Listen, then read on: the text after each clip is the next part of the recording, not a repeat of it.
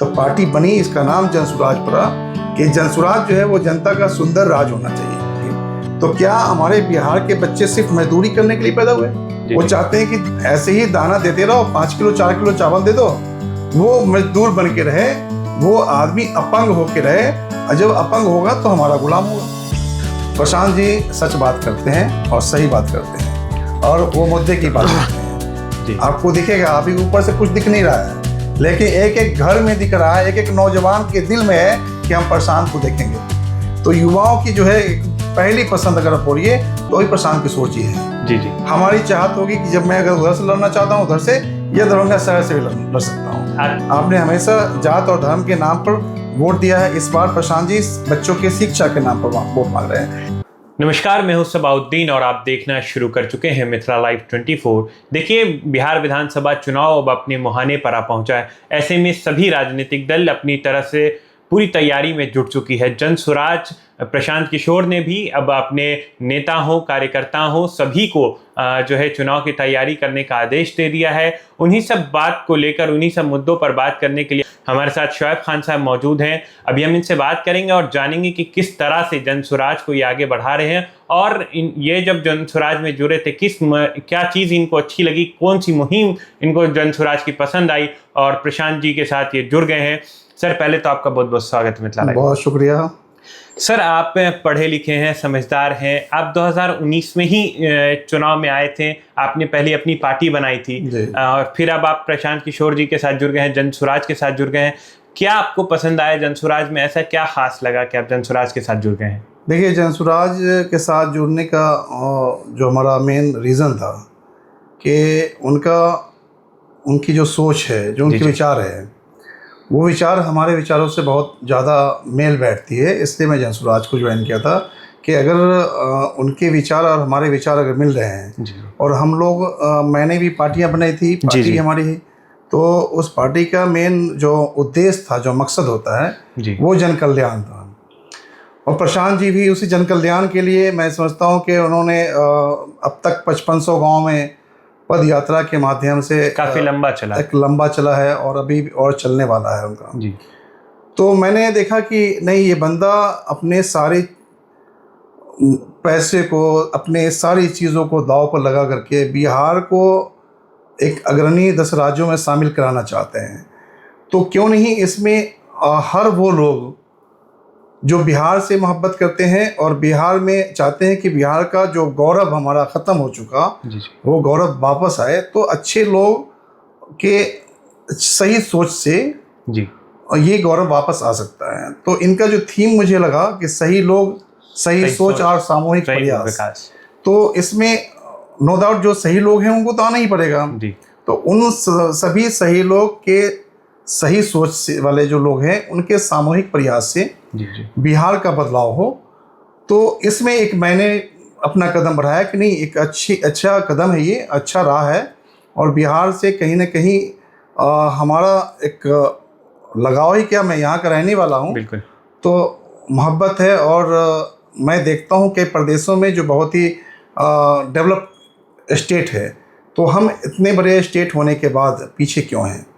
तो प्रशांत जी का जो मैंने रोड मैप देखा जो तैयार किया उन्होंने, और बिहार को एक विकसित स्टेट के बनाने के लिए जो उनकी सोच थी, तो जब सोच हमारी बनी उनके साथ, हमारा सोच लगा कि नहीं सही है, तो मैं इसलिए जनसुराज में गया हूँ। सर, क्या लगता है बिहार में जनसुराज का भविष्य क्या है? देखिए, भविष्य तो उन सही लोगों को तय करना है, उन सही जो हमारी जो जनता है, जिनको ये समझ में आ रहा है कि हमारा बिहार इतना पिछड़ा क्यों है। और प्रशांत जी के जो मुद्दे हैं कि वो एक जायज़ मुद्दे हैं, बोलते हैं कि एक जो सही मुद्दे हैं, उस मुद्दे को लेके चल रहे हैं जो हमारे यहाँ हो रहा है। जनता के बीच का जो मुद्दा है, जनता के बीच का मुद्दा। और जनता के बीच का मुद्दा ये है कि हमारे जो युवा हैं आज पढ़ लिख करके सड़कों पे धक्के खा रहे हैं, तो उन्हें कहीं ना कहीं एक प्लेटफॉर्म तो चाहिए होगा, जिंदगी तो उनकी भी है हम लोग ये चाहते हैं कि उन जो युवाओं को, जो युवा हमारे हैं जो आज बेरोजगार बैठे हुए हैं, उनको अपने ही राज्य में काम मिल जाए, तो पलायन, ये पलायन रुक जाए और दूसरी जगह जो भर भर के गाड़ियाँ भर के जा रहे हैं लोग, तो यहाँ पर वो सारी व्यवस्था होनी चाहिए। उसके लिए रोड मैप उन्होंने जो तैयार किया है वो लगा कि नहीं सही है, जो उन्होंने दर्शाया और बताया जी कि हमारे यहाँ क्या क्या चीज़ चाहिए होगा। हमारे यहाँ जो मैंने बताया था, उन्होंने बताया, पूछा कि आप जिस तरह से पैंट शर्ट्स या जो भी चीज़ आप यूज़ कर रहे हैं जी वो मेड इन इंडिया तो है, लेकिन मेड इन बिहार नहीं है, और यही छुपा हुआ है हमारा रोजगार। अपने हाथों का है लेकिन कहीं बाहर से आ रहा है। बिल्कुल, हमारे ही बच्चे जाके, हमारे ही लोग जाकर के अलग अलग प्रदेशों में जाकर के बनाते हैं उन चीज़ों को, उसका हुनर उनके अंदर है। तो लेकिन यहाँ व्यवस्था नहीं है, तो उस व्यवस्था को कायम करने के लिए एक सही सोच की ज़रूरत थी। और प्रशांत जी जो है अपने सही सोच के साथ साथ बिहार के हर सही सोच वाले लोगों को अपने इस पार्टी में शामिल कर रहे हैं। उन्होंने एक ऐलान किया कि अगर आपको बिहार से हमदर्दी मोहब्बत है, अपने बच्चों का आप चाह रहे हैं कि बच्चे आपके जो हैं यही रोज़गार लें, जी जी उन्हें यहाँ मिले, अपने बच्चे जो आपके वो आप परिवार के पास रहें, साथ रहें, तो आप सब हमारे इस प्लेटफॉर्म पर आइए। तो ये तो बहुत अच्छी सोच थी। तो कहीं ना कहीं हम जो अपमानित होते आ रहे हैं, हम कहीं जाके काम भी करते हैं और काम करने के बाद मजदूरी कर रहे हैं, हम लात खा रहे हैं, मार खा रहे हैं, तो ये तकलीफ़, ये पीड़ा हमें ही नहीं, हर बिहारी को होना चाहिए, हर उन लोगों को होना चाहिए जो अलग अलग पार्टियों का आज भी सपोर्ट कर रहे हैं। और वो सपोर्ट करने के बाद इस 35 साल के शासनकाल में आज कुछ दिख नहीं रहा है। जो बच्चे का भविष्य है वो ब्लैक दिख रहा है, बिल्कुल ब्लैक। हमें चिंता इस बात की है कि हम एजुकेट बच्चों को कर रहे हैं, एजुकेशन दे रहे हैं, बच्चे का फिर आगे का भविष्य होगा क्या। तो एक डायरेक्टर होने के नाते ये चिंता तो मुझे भी है जी जी कि जिस बच्चे को मैंने पढ़ाया लिखाया, एक संस्कार दिया, और उस बच्चे ने यहाँ से जो भी हायर स्टडी कर ली, करने के बाद उन्हें कुछ एक प्लेटफॉर्म चाहिए होगा, एक जॉब मिले, वो बच्चा अगर सड़कों पे भटक रहा है, तो कहीं ना कहीं एक हमें, अगर मेरा बच्चा भटक रहा है, हमारे स्कूल का बच्चा भटक रहा है, तो दुख तो होगा बिल्कुल कि आखिर ये जिम्मेदारी सिर्फ पढ़ाने की ही नहीं है, जिम्मेदारी हमारी वहाँ तक बनती है कि अगर सरकार यहाँ है तो सरकार हमारे उन बच्चों के लिए व्यवस्था करके दे, ये उनका अधिकार है। तो उसी अधिकार के तहत जो है हम लोग दिलाने के लिए हमने जनसुराज को ज्वाइन किया। और मैं जनता को ये बताना चाहता हूँ आपके चैनल के माध्यम से कि जनता को हम लोग जगा रहे हैं, मुद्दे बता रहे हैं, ये ज़मीनी हकीकत जो है उस ज़मीनी हकीकत से रूबरू करा रहे हैं कि हमारे बिहार का जो ज़मीनी हकीकत है वो क्या है, हमारे बच्चे जो प्लान कर रहे हैं वो क्यों कर रहे हैं, हमारे बच्चे सड़क पे धक्के खा रहे हैं वो क्यों कर रहे हैं, इसका ज़िम्मेदार कौन है।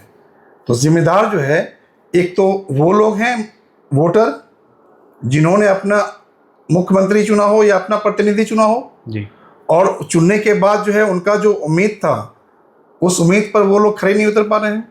तो अब यहाँ पर ये मामला बन पा रहा है कि अगर खड़े नहीं उतर पा रहे हैं या वहाँ पर विकल्प नज़र नहीं आ रहा था उन्हें, तो आज ये तीसरा विकल्प के नाम पर ये प्रशांत किशोर जी ने एक पार्टी बनाई सबके सहमति से कि क्या इसे पार्टी बनाना चाहिए।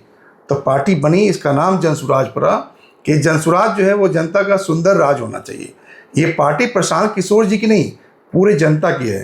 ये जनता अगर चाहते हैं कि हमारा भी प्रदेश जो है एक सुंदर राज्य बने, जी जी, तो उन्हें आना पड़ेगा यहाँ, और बच्चों के भविष्य के लिए, उनके अच्छे शिक्षा के लिए, उनके कैरियर के लिए बिहार में अभी सत्ता परिवर्तन होना ज़रूरी है।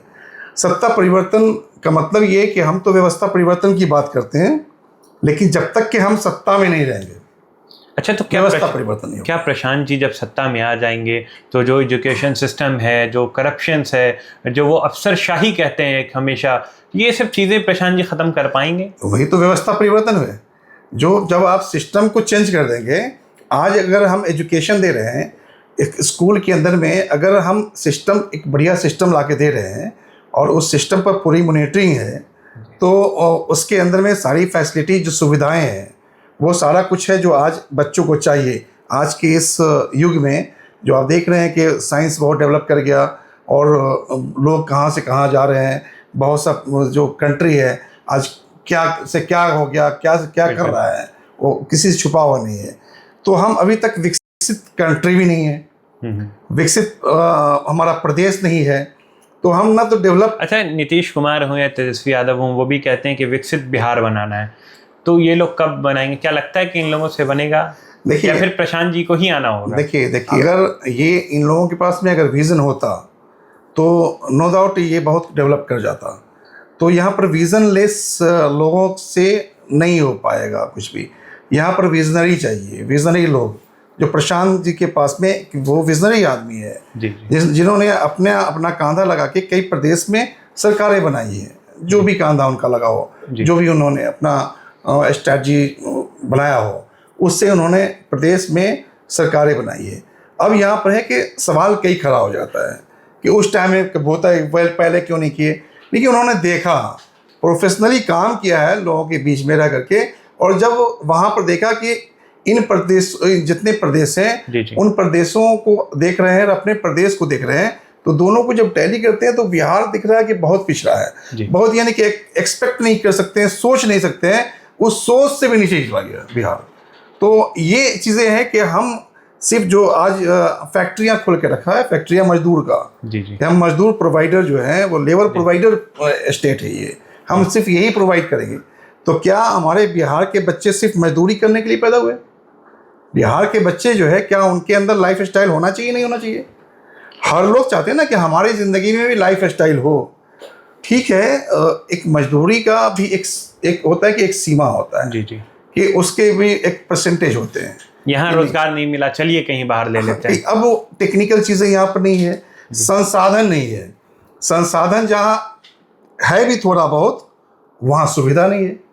तो संसाधन में सुविधा मीन्स फैसिलिटीज़ का होना ये ज़रूरी है। आज आप देख रहे हैं कि एक स्कूल को ले लीजिए, स्कूल के अंदर में अब जो लोग हैं, मिडिल इनकम ग्रुप के लोग हैं, उनका जो इनकम है उस इनकम के हिसाब से वो अपने पॉकेट के हिसाब से स्कूल को ढूंढ लेते हैं।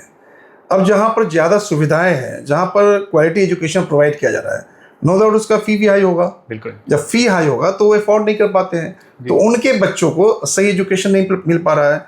तो सरकार जब हमारी बनेगी तो प्रशांत जी का कहना है कि हम अपने प्रदेश के अंदर में हर ब्लॉक के अंदर में एक इंटरनेशनल स्कूल जो होता है, उसका जो स्टैंडर्ड होता है, उस तरह के स्कूल्स खोल करके उन गरीब बच्चों को सारा जो फैसिलिटीज़ होता है, बसेस तक का फैसिलिटीज़ प्रोवाइड करेंगे, ताकि क्वालिटी एजुकेशन के साथ सारी फैसिलिटीज़ कि बच्चे पढ़ पाएँ। तो मेन यहाँ पर रीज़न है शिक्षा।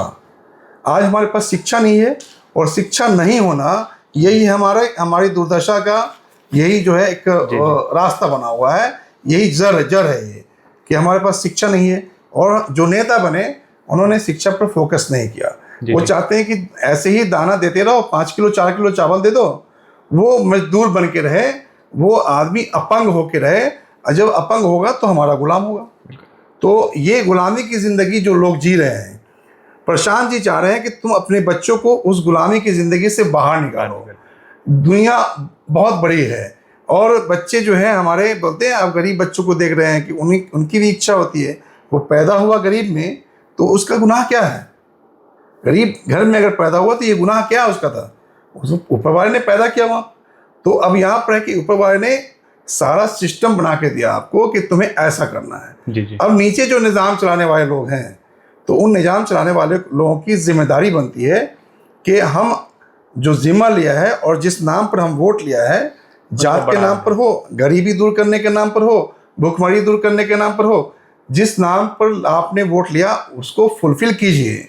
और किसी भी पार्टी से एक समाज का हाईली एक्सपेक्टेशन होता है कि इन्होंने वादा किया है तो फुलफिल होगा। लेकिन ये 35 साल से इन दिनों बिहार में जाति को लेकर बहुत बातें हो रही हैं, जाति जनगणना हो रहा है। प्रशांत जी का जाति को लेकर क्या मुहिम है? वो आगे जाति को किस तरह से बढ़ाएंगे? देखिए, जाति जनगणना के खिलाफ में नहीं है।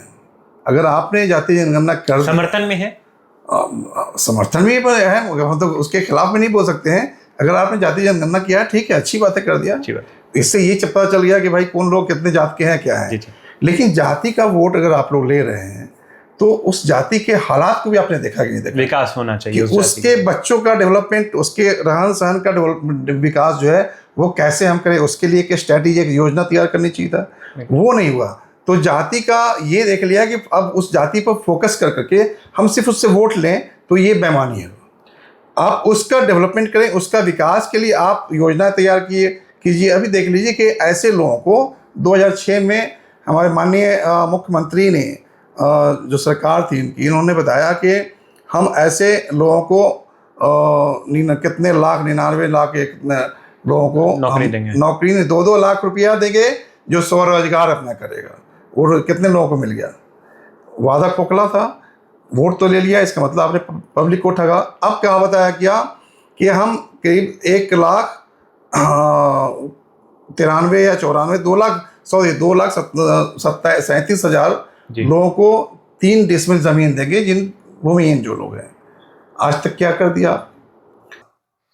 अच्छा प्रशांत जी, आपकी जो पार्टी है जनसुराज, प्रशांत जी पे एक आरोप लगता रहा है कि जनसुराज में एक ही चेहरा है, एक ही नेता है, तो क्या ये आरोप सही है? आप इसको कैसा मानते हैं? देखिए, प्रशांत जी तो अकेले स्टार्ट किया था उन्होंने, अकेले ही चला था जानिबे मंजिल, मगर लोग साथ आते गए और कारवां बनती गई। आज जो कारवां बन रही है, अकेले नहीं है। आप मुझे नहीं देख रहे हैं मैं भी तो हूँ। जो अच्छा, आप जैसे मैं बात कर रहा हूँ, मेरे जैसे बहुत लोग हैं। तो आप लोगों की आला कमान सुनती है, पार्टी में बातें सुनती? हम लोग जो बात करते हैं, सबसे खुशी की बात यह है कि आला कमान हम लोग से ही मशवरा लेकर के जो बात होती है तो उससे मशवरा लिया जाता है, क्योंकि बोलते भी हैं कि मशवरे में खैर है उनका। मैं आपको स्पीच दिखा दूंगा कि उन्होंने बताया कि आप कुछ भी काम करते हैं तो मशवरा करके करें, उसमें खैर है। प्रशांत जी एक वाहिद नेता ऐसे है वो यहाँ पर मैं देख रहा हूँ कि अपने सारे पदाधिकारियों को बुला करके एक एक चीज को जब पास करते हैं तो उन सबसे पहले पूछते हैं कि ये होना चाहिए हाँ या ना। अच्छा, ये बातें होती है? बिल्कुल होती है। उनका जो संविधान बना है, उस संविधान में जो चीज को डाला है उन्होंने, सारे आपको बापू सभागार में समझते हैं कि पूरा खचाखच भरा हुआ था। एक एक चीज को उन्होंने पूछा है और सहमति हुई है। एक हाथ उठा करके नहीं, लोगों कहा कि दोनों हाथ उठा के बताइए कि ये होना चाहिए, अगर नहीं तो नहीं। किशोर जी है। चलिए अब आगे बढ़ते हैं चुनाव की तरफ। क्या शुएब खान ने जनसुराज से चुनाव लड़ने के लिए रजिस्ट्रेशन कर दिया है? जी बिल्कुल।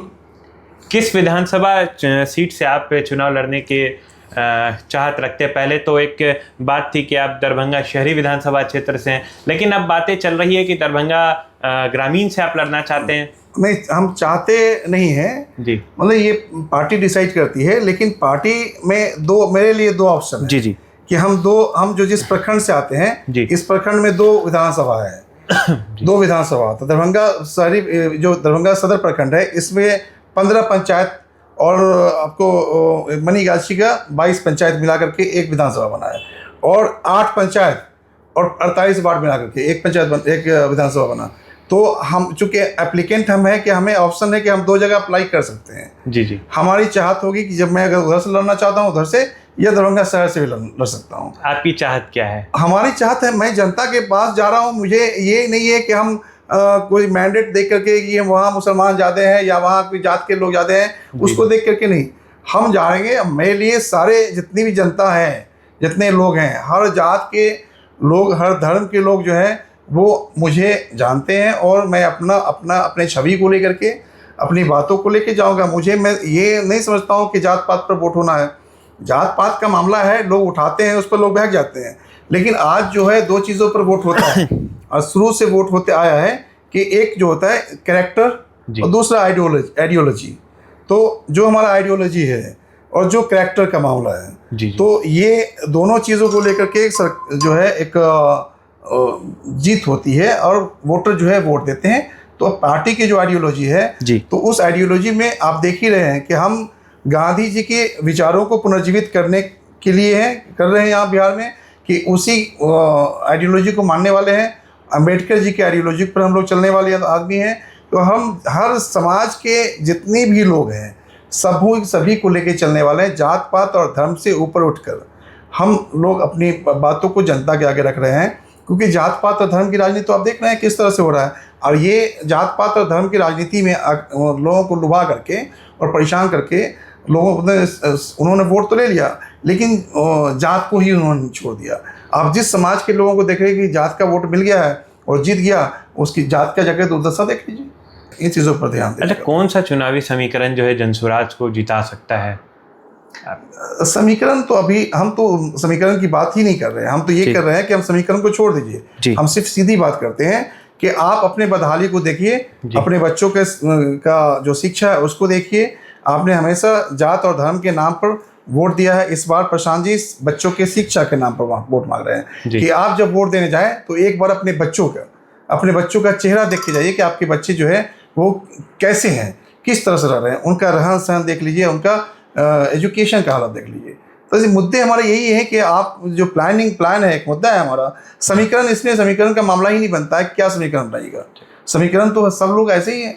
आप देख लीजिए कि हर जात हर समाज के लोग जो है आज इस चीज़ों से ग्रसित हैं, जो परेशानियां उनके साथ में है, रोजगार, शिक्षा और इससे परेशान है। तो समीकरण बनाने की जरूरत नहीं है, हर लोग को एक होकर के वोट देने की जरूरत है। चलिए आखिरी सवाल पे आते हैं। अगर आपको आला कमान प्रशांत जी आदेश करते हैं कि ग्रामीण से चुनाव लड़ना है या शहरी विधानसभा से चुनाव लड़ना है, आपका मुद्दा क्या होगा चुनाव में? किन मुद्दों को लेकर आप चुनाव लड़ेंगे? प्रशांत जी के मुद्दे नहीं, आपके क्या सब मुद्दे होंगे? आप जनता के बीच में किन मुद्दों को लेकर जाएंगे वोट मांगने? देखिए, मुद्दा तो मेरा पहला, मैं शिक्षा के क्षेत्र से हूँ जी, सबसे पहला मुद्दा हमारा शिक्षा है। प्रशांत जी का तो वही है क्योंकि हम तो स्कूल के खुद ही निदेशक हैं, हम स्कूल चला रहे हैं, हम कई बच्चों को गोद लेकर बच्चों को पढ़ा रहे हैं। जो गरीब बच्चे हैं, जो गवर्नमेंट का जो होता है वो तो अलग है, मैं कई बच्चों को देख रहा हूँ कि नहीं इस तरह से हालात उनके हैं कि अच्छे नहीं है, तो ऐसे बच्चों को भी मैंने रखा। जो जिनका पेइंग कैपेसिटी है उनसे पैसे भी लेते हैं। तो मेन है कि मुद्दा हम तो चाहते हैं कि सबसे पहले शिक्षित होगा बिहार तो ही विकसित होगा बिहार। शिक्षा पहला मुद्दा होगा हमारा। उस स्वास्थ्य और ये तो ही है, स्वास्थ्य भी है, आपके सुरक्षा भी है हमारा, और इंफ्रास्ट्रक्चर की बातें, ये वो चीज़ें सारी चीज़ें हैं। लेकिन जब आप एजुकेट हो जाएंगे, आपके अंदर सलाहियत हो जाएगी, तो आने वाला जो कल होगा वो बेहतर होगा। मैं अपने लिए नहीं कर रहा हूँ, हम आने वाले जो हमारे बिहार के बच्चे हैं, जो पीढ़ियाँ हैं, उनके कल की तैयारी हम लोग की है कि जो काम हम लोग एक प्लेटफॉर्म तैयार कर लें, एक ऐसा ट्रैक बना दें जिस ट्रैक पर जो है हमारे बच्चे चल करके अपनी ज़िंदगी को अच्छा जी ले। तो मुद्दा मेन है शिक्षा, कि इस बार हम शिक्षा पर, हर चीज़ पर लोग देता ही है, अलग अलग मुद्दे तो ही हैं उनका कि क्या है, कोई 4 किलो चावल पर दे रहा है, कोई धर्म पर दे रहा है, कोई जात पर दे रहा है, कोई पैसे लेके दे रहा है। लेकिन आपका पहला मुद्दा शिक्षा पहला मुद्दा हमारा शिक्षा है, क्योंकि मैं चाहता हूँ कि शिक्षित होगा तो आपकी भी इज्जत होगी, अपने माँ बाप का इज्जत करेगा, समाज का लोग इज्जत करेगा, और पूरा देश का, बोलते हैं कि वो एक सही सोच और सही विचार जो है उससे एक परिवार, एक समाज और देश का निर्माण होता है। तो सही सोच कहाँ से आएगा? जब बच्चे शिक्षा लेंगे, एजुकेशन लेंगे, तो उनके अंदर में सही सोच होगी, सलाहियत होगी, तो आपका देश बढ़ेगा। हम ये चाह रहे हैं। मेरा पहला मुद्दा है शिक्षा, और शिक्षा पर अगर मौका मिल गया मुझे तो मेरा सबसे पहला काम जो होगा वो शिक्षा होगा। शिक्षा, उसके बाद हमारा हेल्थ है और सुरक्षा की बात होगी। चलिए, वो चीज़ें हो। ठीक है, बहुत बहुत धन्यवाद सर। तो ये थे हमारे साथ शुएब खान साहब, जिन्होंने दरभंगा और शहरी विधानसभा चुनाव के लेकर बातें की हैं। इन्होंने कहा है कि जनस्वराज में ये मजबूती से हैं, और जिस तरह प्रशांत किशोर का आदेश होगा वो उस विधानसभा सीट से जो चुनाव लड़ेंगे, और इनका जो चुनावी मुद्दा होगा जिस मुद्दे से ये वोट मांगे वो होगा शिक्षा।